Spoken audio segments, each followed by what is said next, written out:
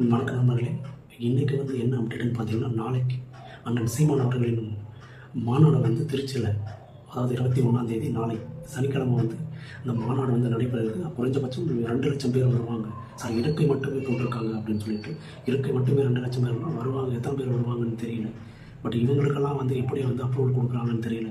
நம்ம தளபதிக்கு மட்டும் ஏன் கொடுக்க மாட்டேன்றாங்கன்னு தெரியல. 5,000 பேர் 10,000 பேர் கூட அலோவ் பண்ண மாட்டேன்றாங்க. இவங்களுக்கு 2,00,000 பேர் இல்லை, இவங்களா அடிச்சு விட்றானுங்களா இல்லை அவங்களா சொல்கிறாங்களான்னு ஒன்றும் புரியல. ஆனால் நாளைக்கு மட்டும் ஒன்று தெரியுது. சாட்டை என்ன சொன்னார், ஒரு 50 பஸ்ஸில் இறக்க வேண்டிய தொண்டர்களை இறக்க வேண்டிய அதனுடைய பொறுப்பை அவர் ஏற்றுன ஒரு மீட்டிங்கில் சொல்லும்போது, மொத்த செலவையும் நானே ஏற்றுக்கிறேன் அப்படின்னு சொல்லிட்டு எவ்வளோ காசு கொடுத்து அண்ணையாக கூப்பிட்டு வருவாருன்னு ஒன்றும் புரியல. நாளைக்கு பார்ப்போம், 2,00,000 பேர் வராங்களா இல்லை 20,000 பேர் வராங்களா, இல்லை அண்ணனும் சீமானும் சாட்டையும் மட்டும் 2 பேர் வருவாங்களா, இல்லை யார் யாருன்னு பார்ப்போம். இதெல்லாமே 234 தொகுதிகளுக்கு நாளை ஒருத்தராக அலௌன்ஸ் பண்ணுற மாதிரி.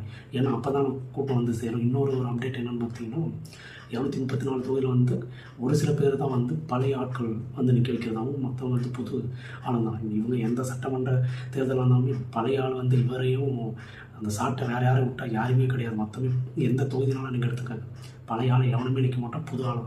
ஏன்னா ஒரு டைம் இவங்களோட பயணம் பண்ணிவிட்டு மறுபடியும் இன்னொருத்த இன்னொரு 5 வருஷத்தில் பயணம் பண்ணுறதுக்கான வாய்ப்பே கிடையாது. அது சாத்தியமில்லை. புது ஆள் தான் வருவாங்க. ஐயா அண்ணன் சீமான் அப்படின்னு சொல்லிட்டு. ஆனால் போனதுக்கப்புறம் தெரியும் அவர் டம்மி அப்படின்னு சொல்லிட்டு வந்துடுவாங்க. மறுபடியும் அந்த தொகுதியில் மொத்தமாக அவங்ககிட்ட இந்த காசை ஓட்டி என்னத்தையும் பண்ணி அவனை பிரெயின் வாஷ் பண்ணி முடிச்சு விட்ருப்பாங்க. அவ்வளோதான் முடிஞ்சது.